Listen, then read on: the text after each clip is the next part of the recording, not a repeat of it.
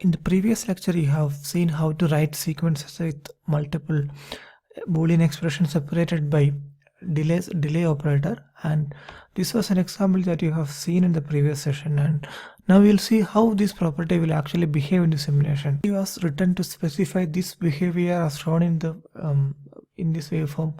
While it is going high, after one cycle the ready is going high, and both of them are should go high only exactly for one clock cycle. And if we are getting a waveform like this in the simulation, we will see whether this particular sequence, if we are asserting the sequence, whether this particular sequence will pass or fail in the simulation. So I have written a simple module named my assertions and a simple test bench. Instead of writing a DUT and specifying its behavior, what I've written here is I've simply written the assertion, and I've driven the inputs of this assertion directly from the test bench. So this is a very easy way to practice assertions. You don't need to write the design code as I had shown in the previous example. So but in the actual practice, remember that you will write this design code, and along with the design you will write the assertion. But to start practicing assertions, you can directly code assertions and write a simple test bench that will first satisfy the assertion, and probably that will violate the assertion as well. So that is how we can learn assertion coding in practice. So here is my assertion.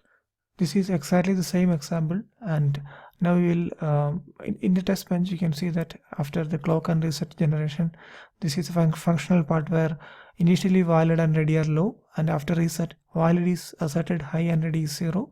After one clock cycle valid is 0 and ready is 1, and again valid is 0 and ready is 0. So this should ideally behave exactly that we have seen in the previous waveform, and now we'll run and see this simulation results.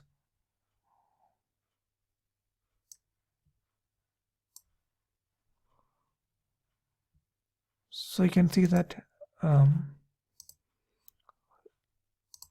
here is the valid and ready signal. So after the reset is deasserted, valid is going high for one clock period, exactly one clock period, and immediately after that the ready signal is going high for one clock period, and you are getting exactly what you have seen in the previous waveform. Now you will see whether this assertion had passed or failed. But you can see that this assertion is failing multiple times. You can see that this assertion is failing at time 0, 100, 1000, 2000, 3000, 5000 and 6000 nanosecond. If you look at the waveform closely, this assertion is failing from 0.0 and in the first clock, in the second clock, third clock, in the fourth clock, and 6th and 7th clock. So it's passing only at this point. We can understand that at this point assertion is supposed to pass because this is how we have written the assertion, but it is not supposed to fail at any of these points, and let's see why it's failing at this point. So as you have seen here, the assertion is just stating that at every positive edge of clock the value should be high, and after value is high there should be following this particular pattern of signals. So just by writing a simple assertion or simple sequence, be aware that it will be triggered at every clock cycle if we are not adding an enabling condition to this or a disabling condition to this. So if at every positive or every clock period a new set of assertion thread will be launched, and you can see that all those threads that are starting from 0, 1000, 2000 etc. all are failing except the single one which is starting at a point where the valid is high. So we need to modify this assertion. Let's see how we can modify to eliminate all these unwanted assertions and unwanted failures. Now I'm commenting out this this part and executing only the newly added property. So this is the property I'm adding here. So I'm adding an explicit property saying instead of the sequence I'm adding a property saying property with name property to 1, and it's saying the clocking event is positive edge of clock, and the property is stated like valid is the first condition, and I'm using an next cycle implication operator. So this is a next cycle implication operator. It means If valid is high, only then this particular expression or sequence will be evaluated. So this is nothing but adding an enabling condition to the second sequence.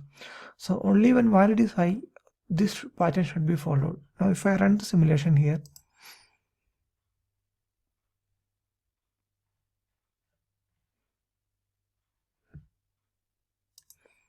you can see that none of them are violated, or this is exactly matching its our requirement. So you have to be in most of the cases you will have to add enabling conditions to your sequences. Now the question comes, why should you write a sequence in this case? You know that these implication operators can be added only in a property. If you add it in a sequence, you will get compilation errors as it is not supported by Systemverilog. So now the question comes, why should you write a sequence, or when should you write a sequence? So this is an option 1. The same functionality can be achieved by writing a sequence as well. So I'm showing here. So I'm coming out the first two,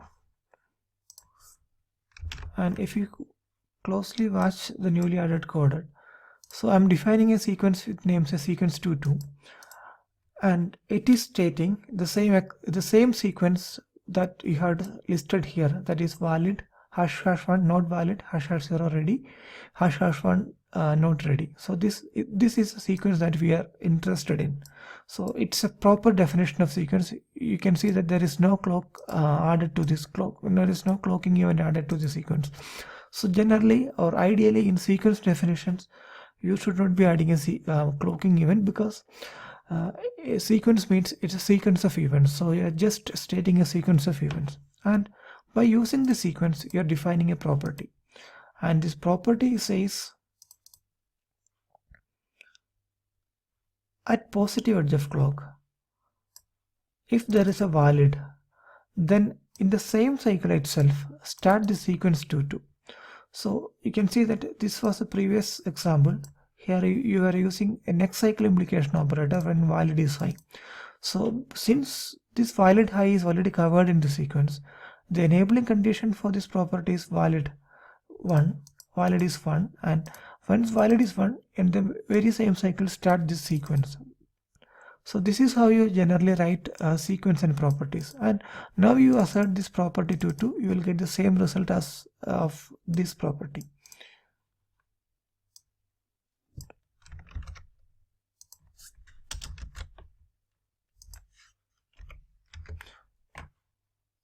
Now if I am running the simulation,